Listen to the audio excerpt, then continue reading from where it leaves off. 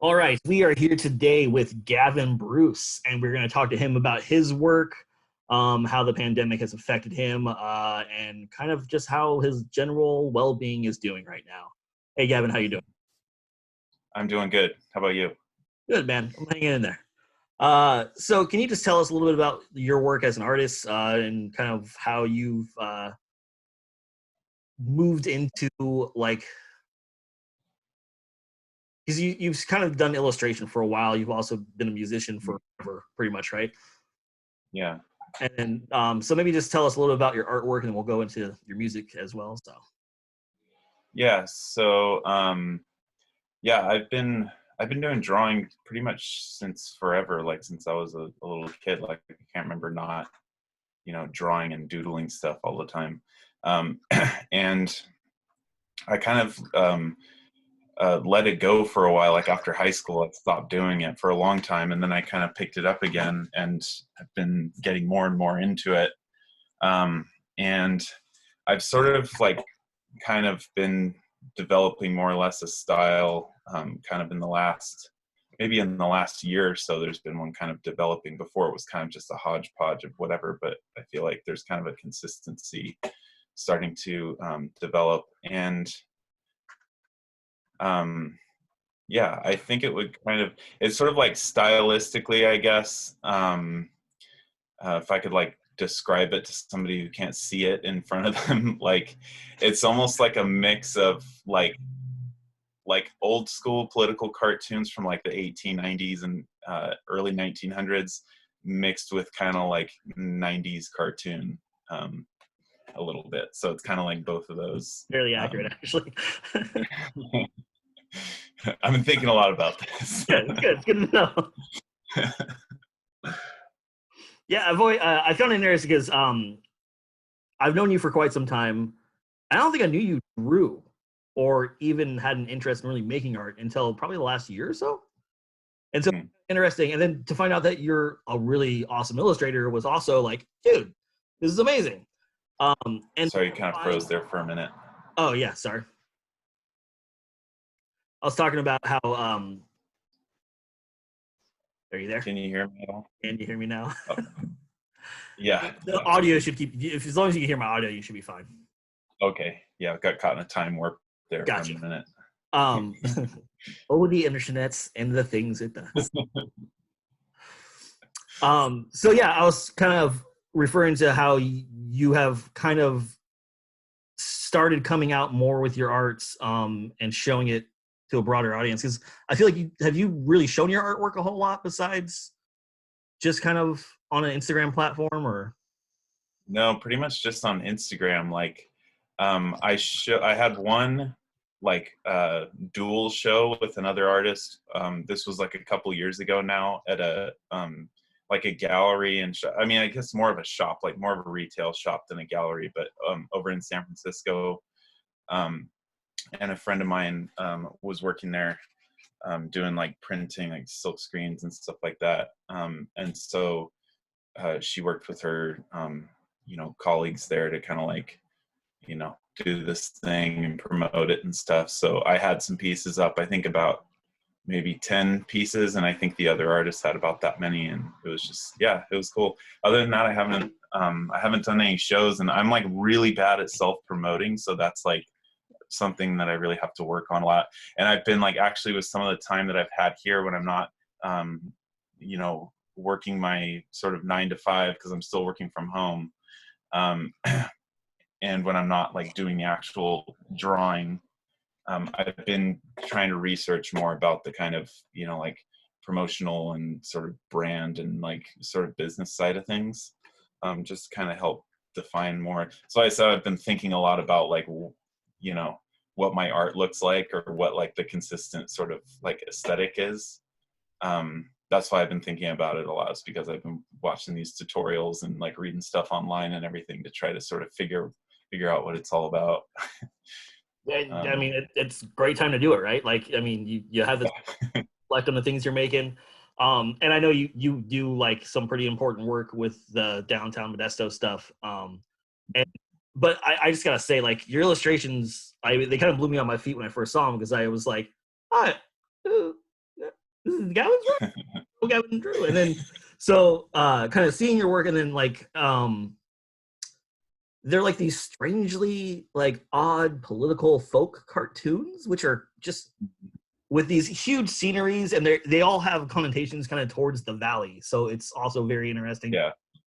see how you've used these political agendas that have like haunted the valley for our entire lives and beyond. And you have created these really fun kind of cartoons that almost look like a children's illustration, but then if you look at them more closely, you can kind of see the very serious and almost like dark turns a lot of them take into them and kind of move around the pictures. So, and they're also just filled with characters as well. Like you spend a lot of time on these illustrations. And the sizes are usually 18 by 24, right? They're usually about they're usually 12 by 18. 12 by 18. Okay. Yeah. So it's just really interesting to see the amount of detail and then like the narratives that hang out in them, and then how that kind of comes through. And so can you kind of tell me a little bit more about, I guess, the meaning behind a lot of the narratives? I know you work in kind of like a city, like, I guess, government environments. Does it come from a lot of that? So I have a hard time explaining it sometimes about what I do on it's one of those types of like, sometimes, it's like a Seinfeld job sometimes, where you kind of like, I mean, it's not completely like that. But it is sometimes feels like, one of those jobs where you just kind of like shift papers around. But so I think actually you summed it up in a pretty good way too. Like I think like folk cartoons is kind of like a good, like almost political folk cartoons is almost a good way to describe it, I think. But it's like, because I started getting back into drawing, and it's been like a vessel for me to just like vent frustration and like, get out sort of like negative energy, just, reading about all the stuff going on, and sometimes hearing conversations around me, overhearing conversations. And I kind of think that the Central Valley seems sort of like a backdrop or a microcosm kind of for the rest of the country. So like a lot of the issues in the drawings that come up are kind of more like national issues, and some of them are more, they're not like any hard, like there's not like a drawing about like a specific Supreme Court decision or anything like that, but it's general kind of like trends. And then it's using the like, you notice that there's a lot of like housing, like subdivisions and shopping centers, and pretty much all of my pictures now there's a shopping center somewhere, and like parking lots, and like that's usually the backdrop, because like that's kind of the stage that all of these things are happening against. Like I was reading somewhere that like I think it was 53% of Americans define the place where they live as suburban, and that's like a massive part of the population. So these things that we're reading about in the in the newspaper on the national scale and stuff, a lot of that's happening against this kind of like suburban, like post-war suburban kind of backdrop. And I feel like I don't see it represented very often in the kind of like trendy sort of art world. It's usually like an urban or a rural landscape that these things happen against. But in reality, in people's reality, at least 53% of people in this country, it's that really bland kind of like soul killing parking lot, subdivision, shopping center kind of thing. It's just I do try to do like some kind of regionalism behind it as well, because I'm inspired by the things that I see happening around me. And I feel like if you spend enough time in a place, you start to like internalize the general like sort of feeling and vibe of a place. And I feel like the Central Valley has a really strong vibe or something, but it kind of like you have to identify it and pull it out. It's more prevalent in other places, where you go to a place and you feel inspired. Here you don't really feel inspired necessarily, like going to Vintage Fair Mall or Crossroads over in Riverbank or Monte Vista down in Turlock. It's just kind of like, what is this place? It's not a city and it's not country. And like people don't walk around. You don't see people walking around. It's just like there's something really weird and kind of creepy about it, and kind of lonely about it too. So that kind of is always the sort of backdrop around behind the drawings. So Yeah, you have a lot of this dystopian feels to I guess the popular culture that has kind of, I guess, initiated the urban sprawls, like, throughout everything with the malls and the strip malls.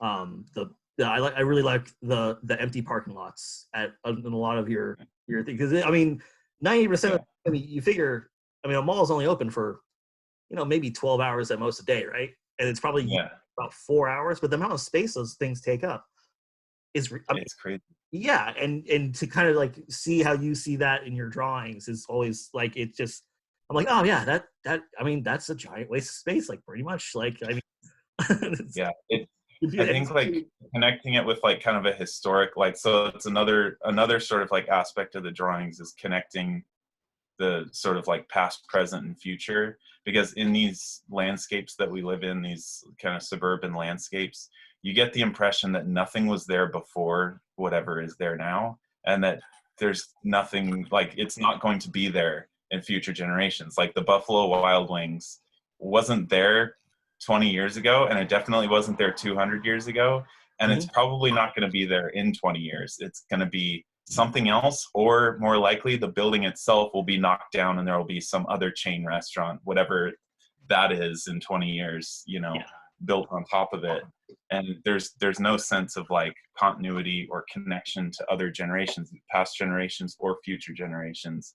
And I think that kind of adds to like to the loneliness of it too. You feel like you don't fit in anywhere, like in the context um of history. And when you think about how much like how many wars and conflicts and stuff throughout history have been fought over land and access to land, and in this country pushing the indigenous people off of the land, and then when you look at how much of that land is devoted to free parking, like essentially what it is, it's like we've fought these wars and stuff to get access to land, and then what we did with it is we put cars on it that Yeah. aren't being used.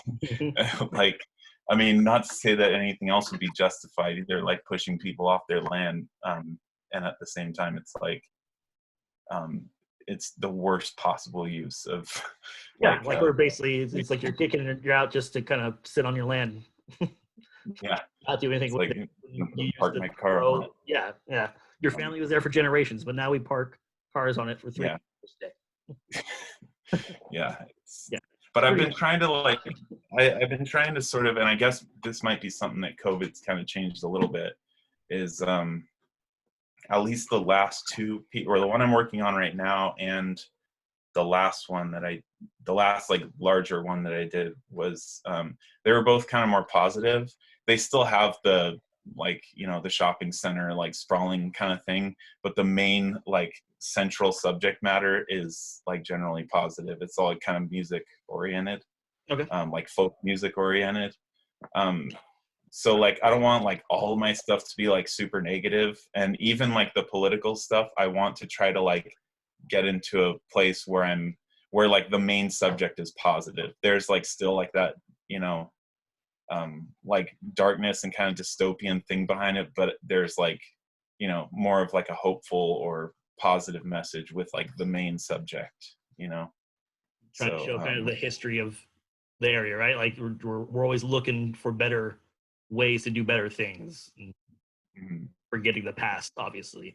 Which kind of brings me up to another thing. Like, do you think a lot of your artwork, because you were on the Preservation Society, right, for a while as well, for the, um or you worked with Reservation. people, right? So like my job right now is, I work for a nonprofit. It's an economic development organization, and it's and actually it's probably where a lot of the inspiration for my art comes from. It's just kind of overhearing conversations, like, and people's general kind of like worldview about how things should be is a lot of times like at odds, kind of not the fundamental aspect of where I work is like it's a good sound like mission, but like with anything, if you take something to the extreme and you don't take other viewpoints into account, or you don't like take into account that the world is more complicated than anyone can, imagine, then anything can be like a force for negative, like if you take it to the absolute extreme. And I kind of feel like sometimes with the sort of like development, it's like, yeah, development, job creation, attracting businesses and stuff like that. That's a good thing. Like, I think most people would say that's a good thing. But of course, if you take it to an extreme, or you prioritize that over things like public health, like, Yep. and the environment and stuff like that, that's when it gets dysfunctional. Things get out of balance, and when things get negative. Yeah, I got, my job has changed like quite a bit sort of in the last few years. I've been there for like 5 years. It was my first like job. Before that, I was working at restaurants and like random sort of just kind of like random stuff here and there. And then I was working at a restaurant, and then I got this job, and I've been there ever since. But it's kind of changed. Like, there's this sort of entrepreneurial side of it now, and actually it blends perfectly well with like kind of what I'm doing with my art from the business side of it, like trying to, figure out like, how do you create a brand? Like, how do you target a audience, like that kind of thing. It's kind of like all sort of connecting, which is nice, because before everything just seemed like, disconnected, discombobulated, and now it all kind of seems to be connecting. So do you think with your work kind of driving jobs and all that stuff right now, and kind of like the turn towards public health care and like the importance of that, do you see a shift in that happening with your work that maybe have also influenced your art as well? Like, do you think because it's a more Yeah, positive it's kind of it's sort of changed in like more of a I don't know, trying to the program that I've been working on is like, it's an entrepreneurship program. We were doing this teaching classes on how to start a cottage food business. So trying to find like opportunities for people to start a business with like relatively low risk and low overhead, that being starting a business out of your house. We started off doing cottage foods, which are non-perishable food items like bread and cookies and cupcakes and things like that. You can make them out of your home, and you can sell them at the farmer's market, or you can even sell through a third party. So we started off doing the classes that way, but we're kind of like working on doing some kind of expansion to where we can do classes for people who are doing other types of home-based food business, or other types of home-based businesses, like making jewelry, or doing art illustrations, printing, or making, clothes, or, other types of things like that. So that's where it's kind of all kind of, come together more. And so I'm learning, like, it's good because I get to learn about those things while I'm working.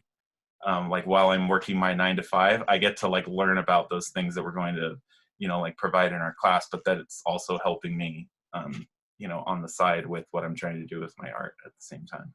Nice. So you like not only get to enjoy working and you're learning because you're something that you also yourself want to learn how to use and like become successful at as well. So yeah, and it'll be better for the people coming to our program if I'm myself going through the process, because before it's like I'm not a good baker.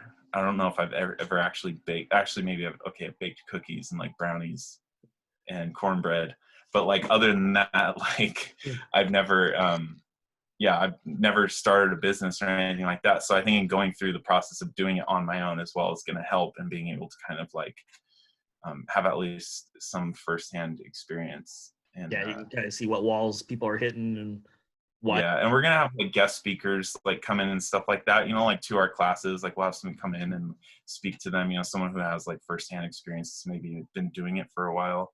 Nice. We're still kind of figuring out how it's all gonna work, but yeah, it's all at least kind of like coming together in like sort of a something that makes more sense, whereas before everything seemed kind of disconnected and not related. I kind of struggled to draw relationships between all my different things that I'm interested in, and it seems like things are finally kind of making sense.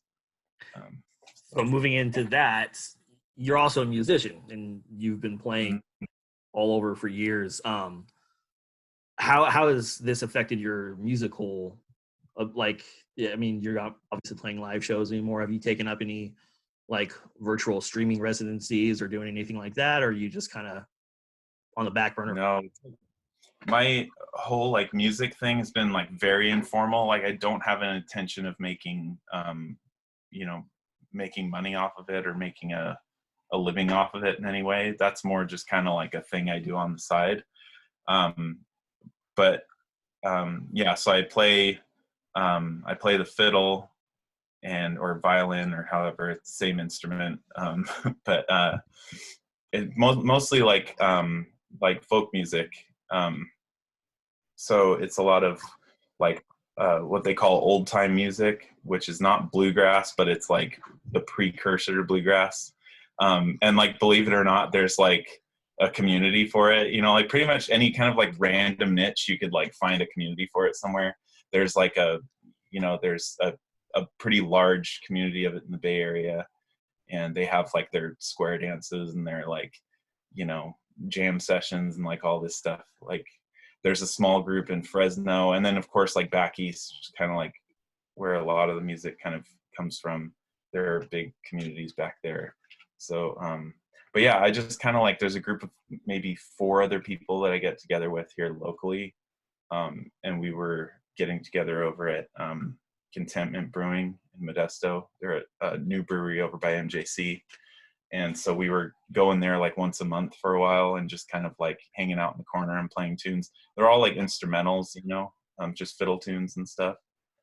So I haven't been like looking into doing any kind of like, you know, online like gigs or anything like that. And mostly with music right now, it's just been like, you know, finding time to like practice and maybe learn some new tunes. There's probably hundreds of thousands of you know, traditional tunes out there, and variations of tunes, and different, you know, depending on whose version you learned or, you know, whatever. So but yeah, I'm trying to think of ways that I might be able to sort of incorporate some kind of musical element. Like I said, the last 2, the one I'm working on right now and the last one I did, were both music related drawings. So they were both about folk music and old time music and stuff. So I'll probably have more of a subject matter, but of course I'm going to keep the shopping centers and the subdivisions, because that, again, that's the backdrop. Like, unfortunately, that's the backdrop in which we all live. So the folk music and the backdrops. So I think we've talked about this maybe once or twice before. I think you come from like your family. You have a bunch of family members that are musicians or that you played with growing up. Yeah, my brother John he is a singer-songwriter.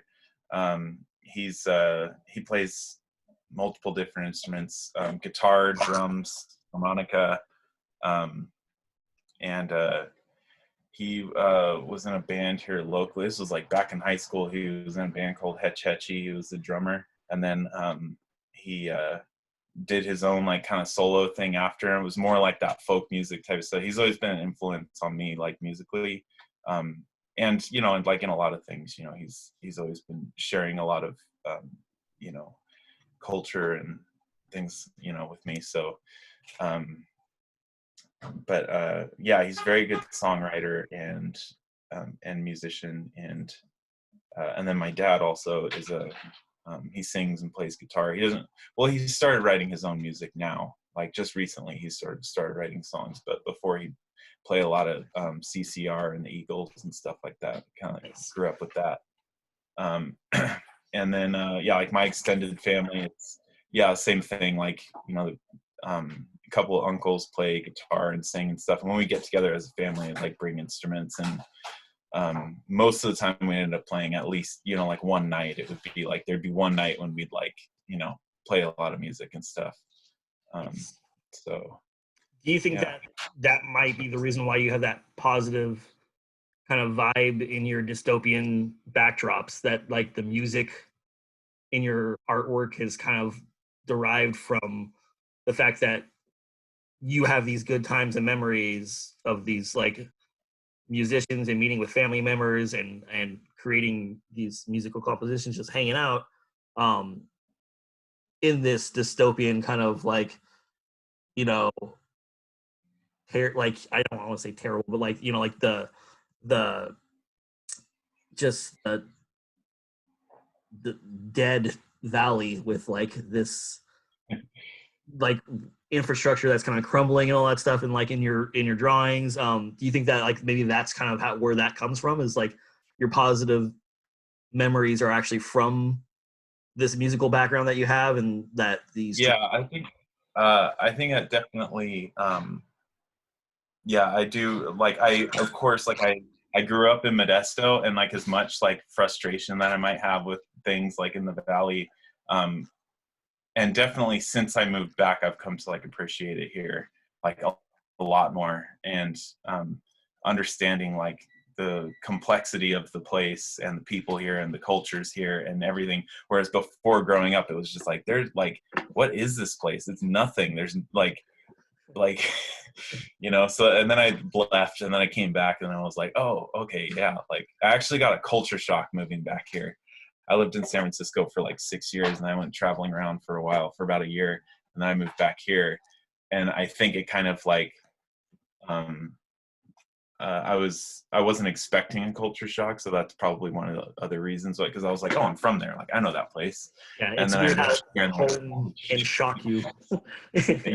yeah, and then it like really kind of like I was like, whoa, yeah, I haven't been here for a long time, so it's like I forgot what it was like or whatever. But I think the incorporating like the music part of it as well is kind of like, I think as somebody who plays music that comes from another place, like traditional music, folk music that comes from another place, um, there's kind of like this a little bit of an identity crisis where it's like, am I supposed to be playing this music, like is this mine or is it not, or am I just trying to like emulate somebody from West Virginia or Kentucky or whatever, like um and also from a certain time. So I think in the people that I know, and the there's a couple of like big sort of events that I go to every year. There's one up in Portland in January, and it's just like a gathering of all these old time musicians who are just really into fiddle tunes and banjo tunes and stuff, who just like descend on this convention center in Portland and just get into jam sessions. And they're like from up and down the West Coast. And I think based on kind of like observations and stuff, I think there is a little bit of like a um, sort of like a subconscious or maybe a conscious desire to like establish your authenticity or whatever as like a player of the music, you know, where it's like um and so I think it kind of like, I think my art is kind of like blending a sense of like um I don't know, like legitimacy. It's like the progression of history and culture and like whatever, or maybe not progression, but you know, as time like goes on and stuff, it's like it's all within the same historical narrative, you know. um there's like the connection, there's the, you know, it's all legit, like there's no way it couldn't be legit. um and it's like you're not in the place, but there's connection there. I don't know if that makes sense at all. No, it But does. Like, I mean, it's like everyone. I mean, like a lot of art is dealing with identity and trying to figure out who you are, right? Like, and yeah, always kind of chasing and defining yourself, even though we all change over time, and no matter where we yeah, come, like we somehow identify with the places where we come from. yeah. Well, Yes. so so like one is like with the shopping centers and stuff, it's like it's not the picturesque setting of traditional music, you know, of like folk music, traditional music. You don't think of the shopping center, but when you think about it historically, like Best Buy and Buffalo Wild Wings and Applebee's, it like fits in there. It belongs in our history, like, and it's weird, like, but it's like, yeah, shopping centers, you know, after World War II, like the suburb, the shopping center, all of that, like that all happened after World War II when people were coming home from the war, and you know there was the GI Bill and this like push to, you know, build all these single family homes for these you know, these soldiers and service people and stuff, and the federal government got involved in providing incentives to you know, build in a certain way, and it resulted in this cookie cutter kind of development that we see now, and that fits into, I mean, it's part of the historical narrative. So as sort of illegitimate as a place like Chili's or whatever like seems, it belongs in American history. Like it has a place. Yeah. And so that means that us, the people who hang out in those places, have a place in it too. Like it's all legit. You come full circle. You back to the beginning, and it all ends in Chile. I'm trying to make connections, and I've only No, just like recently found the connections between all these like loose things, and like I'm trying to like repeat it to myself enough to where I don't like, you know, it's like the connection's so fragile, yeah, all fall apart. Yeah. Oh man. So with everything going on, how have you stayed sane? What have you been doing that's been keeping you kind of on the right path, keeping you mentally healthy and physically, if you aren't? I don't know if I am physically healthy anymore. When I get on my bike now, and it's like I ride like a few blocks, and I'm just like, yeah, wow. it's. I think we're all going to need to go to physical therapy after this is over, because like Yeah. I don't think I can do anything. Yeah, but like today was the first time I've left the apartment in, like, seriously, it might be almost a week, like that I actually like left the apartment. So and it felt good, but like mentally, I think having these things to keep me occupied, like the art definitely keeps me occupied, and playing music, and just kind of like really getting like zoned into all that, like getting zoned into the details of all the, you know, of that kind of thing. And then just like reading and stuff too, always having like a good book or something. Yeah. And I mean, thinking about like in 1918 during the Spanish influenza, like they didn't have the internet, or like, you know, I don't know if they had shelter in place rules or whatever. I don't know how they handled it, but they didn't have the internet. Keep seeing the fashionable masks in which they used to wear, you know, like with the hats. But yeah, I know. I remember hearing a story about Philadelphia that lifted. I think they had shelter in place during the influenza, and did it for a parade. And then like the day after the parade, like they got hit with a massive fucking. All the hospitals were full. Like thousands of people died because of this parade that they had. So yeah, whenever people say like it's cool, foreshadowing. I'm just like, I'm not gonna anything for a while. Like I'm just gonna chill out. Yeah. Small groups of people, but like large gatherings, I'm just gonna not be. Yeah. I was reading earlier today in the Modesto Bee about the county lifted the shelter in place order. So like, even though I guess we don't meet any of the state's criteria to do so, but we're just gonna defy this the state's thing. So yeah. And you know, people are gonna take that because they're like, okay, we're lifting the shelter in place, but you know, we still strongly suggest that you do this and that and that, but people aren't taking it that way. They're going to be like, oh, it's been you know, it's been cured, like we're good. Like that's how people are going to take it. I think it's probably the first time in history that you will see businesses being more responsible than the public.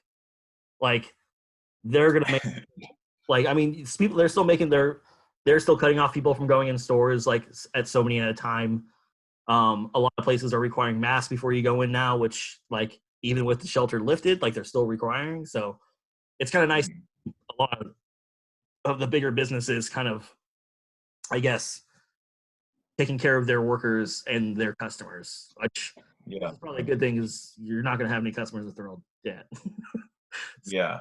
Or workers at the same time, you know, so. Yeah.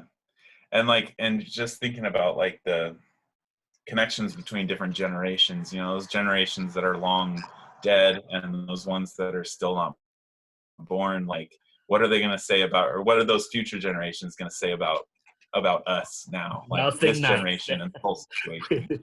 It's Like, good. and I was thinking like you like as much as, you know, just like how Applebee's fits into the historical narrative, like Tiger King fits into the historical narrative too. It's going to be a factoid, you know, like on some game show in 200 years, they're going to be like, during the great coronavirus global shutdown, what was the most popular show, cultural phenomenon that happened in the United States? That the hand-knitted Tiger King.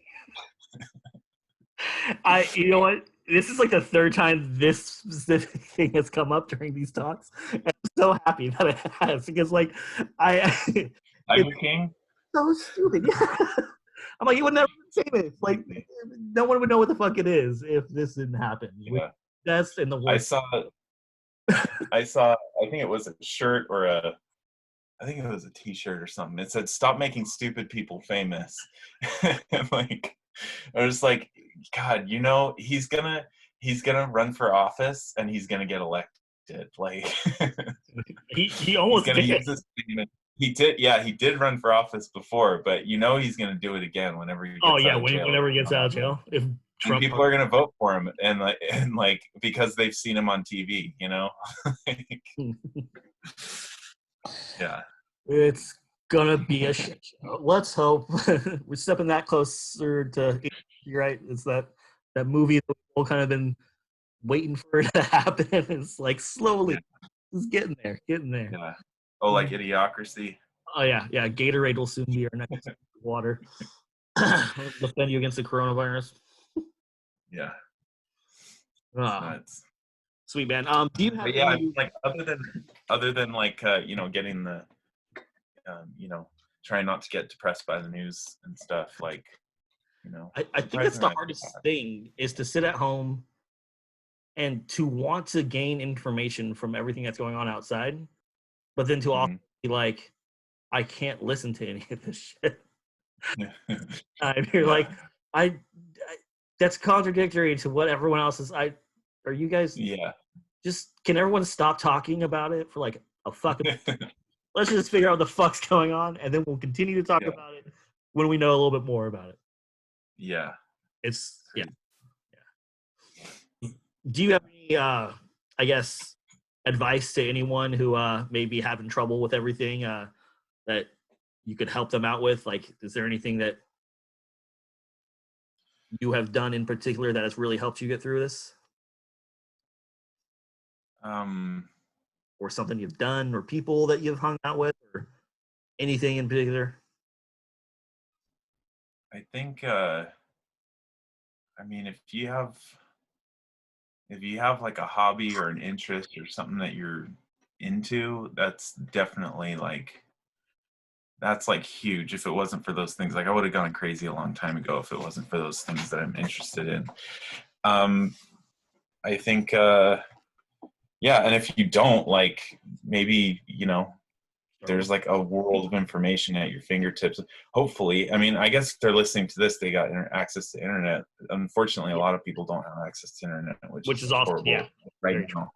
Like, but if you do have access to internet, and you know, there's a world of information, and you just Wikipedia something, be like, you know, like what was you know, I don't know, look up some random historical event and be like, I'm just gonna delve into it. You go down the Wikipedia rabbit hole. Yeah. But yeah, I don't know, just like stay positive, and I guess just know that like there's always been crazy shit. Like the world has always seemed like it was gonna end. Like I was talking to this one lady for a while. Like through my work, I was answering phones for the Small Business Development Center, and kind of like pointing people. We created this website, and it's basically a landing page for all of the resources for small businesses. It's called cabizrelief.org. And it's basically, we were putting all of the information about like the different resources that were made available to businesses, like the, all the paycheck protection program and the disaster relief and all that. And so I was answering the first like phone calls. People would like call in, and it was going directly to my cell phone. And this one lady called and was like, she was asking about, like the business programs and stuff, but she also just wanted to talk to somebody, I think, because I talked to her for about 15 or 20 minutes, and it was mostly her talking at me, but she was just saying like, like this is like never happened before. And like, I think like she was saying that she was looking at from the, like a religious perspective, and saying that she thinks that it's like a sign from God that we need to like get right with him and stuff like that, and so if you hear anybody talking about like, and not that she was saying this, but like if you hear anybody saying that this is the end of the world, or whatever, like I'm sure 1918 felt like the end of the world. You have the Spanish influenza, World War I, the Russian Revolution. Like it must seem like the whole world was just like crumbling, Yeah. And there's plenty of examples of that, like throughout history. It can get so much worse. Yeah, there'll be, and there will be more. Yeah. Yeah. So I don't know. Just keep that in mind, and like, yeah, just like find a good book. There's always Netflix and stuff. There's a lot of junk. I guess there's a lot of junk in the book too, but like, I've been watching things that I would have never watched. I have found some nice things, and I have found some very much not nice things. Yeah. Yeah, dude. Yeah, just like stay positive and like as much as possible, and like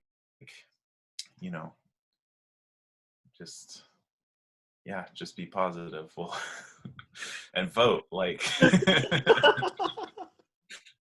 like it might seem frivolous and useless, but like seriously, like vote. Yeah, and for the right person. Yeah. Yeah, first thing, register to vote. That's the first thing. I mean, that is also step number one when voting. Make sure you're vote. Yeah. So anyway. Yeah, awesome, dude. Thank you so much for taking your time to talk to me, man. I'm super glad you're part of this project, and to see more of your work, as well as kind of diving into your work as well. Yeah, dude, it's been great. Yeah.